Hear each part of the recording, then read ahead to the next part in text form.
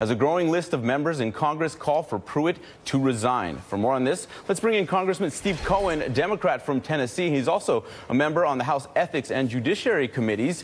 Congressman, thank you so much for joining us this afternoon. You wrote a letter demanding the removal of Pruitt from the EPA.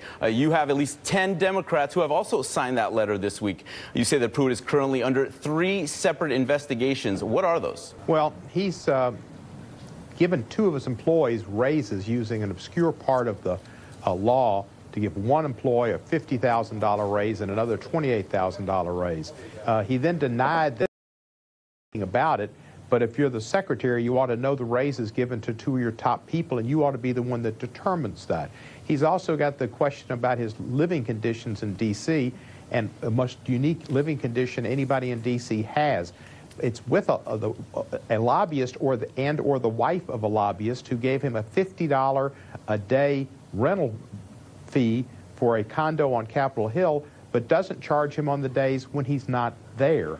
That is bizarre. You can't just, there's a second bedroom in that condo that his daughter has occupied, apparently at no rent, and nobody comes up about does he have the use of the kitchen, does he have the use of the living room. It's obviously, in the way it was written, it's written for his benefit, not as a landlord would write it. And in that market, the landlord rules. It's an area of great demand for housing, and you sign a lease with the landlord for a time of months or years, not for a day. So that's very unusual and ethically questionable. He didn't give the ethics people much notice of what he was engaging in.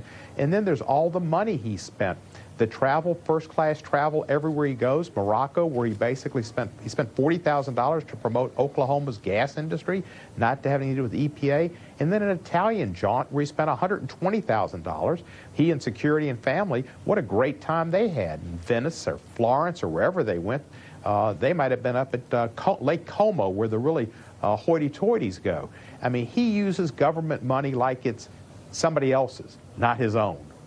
And so far, we have 3 Republicans that have also called for Pruitt to step down. How big of an ethical concern do you think that is for this in this case? I mean, we know that 10 Democrats have signed that letter, but now also 3 Republicans as well. And Leader Pelosi has come out independently and called on him to resign. The fact is, I think this is even too much for the Trump administration. When Secretary Price got out of line with all of his travel, chartering airplanes, which Pruitt does as well. He charters airplanes, and he used military to fly back to Oklahoma on many occasions that were apparently political.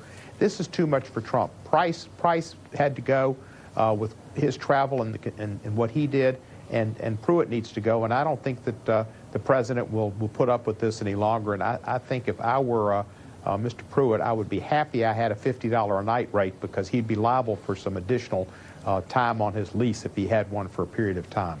And we know it's